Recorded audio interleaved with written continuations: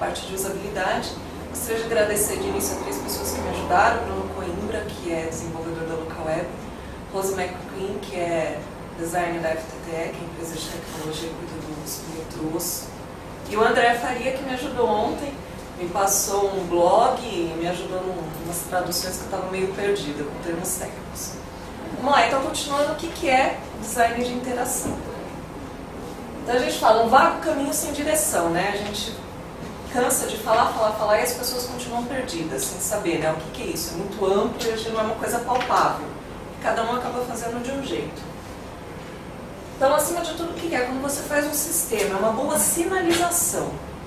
Auxilia no tempo total que vamos gastar até chegar no destino que queremos. Então, imagina quando você está numa viagem, você está sem mapa, você está indo para o sítio do Genial, nunca foi.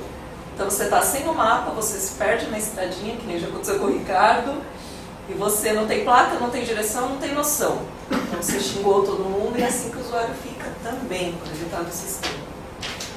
Então, a gente fala, não adianta também o sistema ser lindo.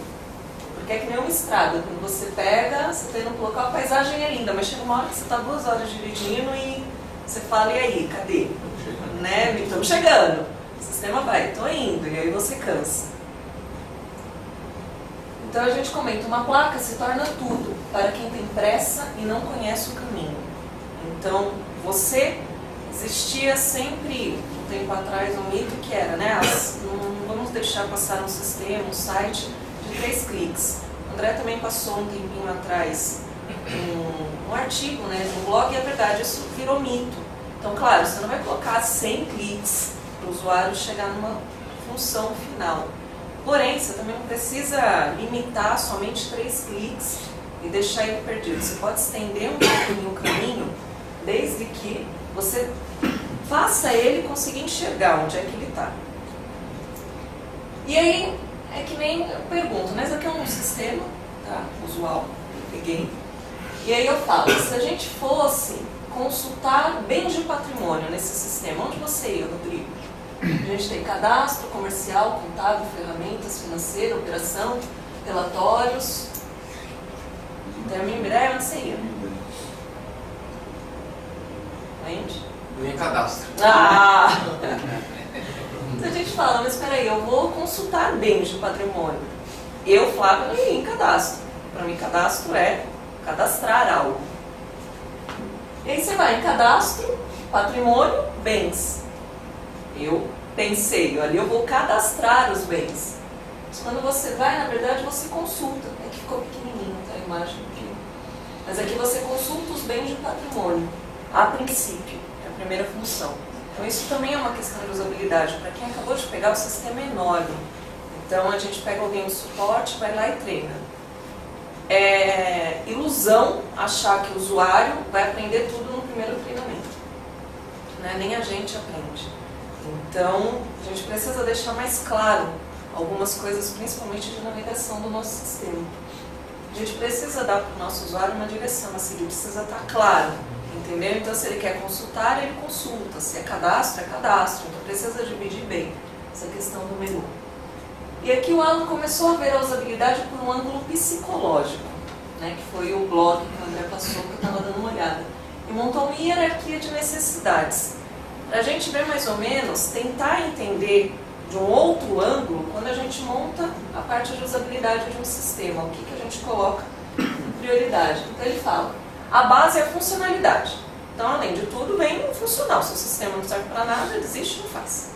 Entendeu? Então, qualquer coisa que for acrescentada no sistema tem que ter uma funcionalidade ampla, de preferência, né? Só não numa coisa, que nem eu estava no sistema vendo agora, eu não lembro que tela, e ninguém sabia, eu acho que foi o Lu, eu até perguntei, fui perguntar para o China, não sei se lembra daquela tela, ninguém sabia, e o Júnior veio. Ah, isso daí quem usava era o Ricói, ninguém mais usou, só foi uma vez e ficou ali parado, mas ninguém na empresa sabia para que servia aquela tela. O pessoal do suporte ninguém sabia. Então aí veio o Júnior e explicou, então a gente tem que tomar cuidado também para não deixar lixos no sistema. Então a gente tem que analisar tudo direitinho, até onde é necessário, até onde não é. Em segundo lugar, a usabilidade, entendeu? Então, que aí a gente entra. Tem que ser fácil de usar, entendeu? Tem que ser claro, tem que estar tudo direitinho. Em terceiro lugar, a sociabilidade, o amor. Então o que que fala? O usuário, ele cria amor pelo sistema. Por isso que ele não gosta que mude nada, porque ele já se apaixonou por aquilo.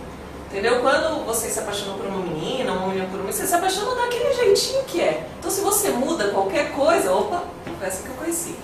Então você faz ele criar amor por aquilo. Eu estava até ontem conversando com o Andy, uma função que é imprimir. Que eu falei pra ele, mas isso não é imprimir, isso daqui é baixar? Ele falou, mas antigamente estava de qualquer jeito. Eu falei, tá vendo? Você fez o usuário se apaixonar por uma coisa errada, agora não adianta mudar. Se mudar ele vai reclamar.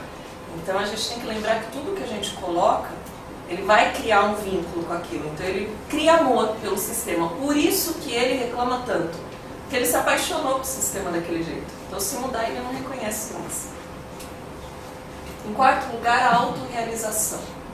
Entendeu? Então tem que ser satisfatório para ele aquilo. Entendeu? Ele tem que sentir prazer em usar, ele tem que gostar de usar aquilo. Então tem que ser agradável para ele aquilo ali. Entendeu? Então não uma coisa maçante. E foi o último, né, que o André me ajudou ontem, a questão da criatividade.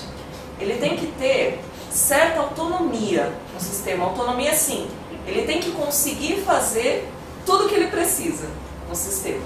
Entendeu? E de forma sem precisar estar toda hora ligando, sem precisar estar toda hora perguntando. Eu, particularmente, não gosto de coisas tão abertas para o usuário. Eu acho que o usuário bagunça tudo.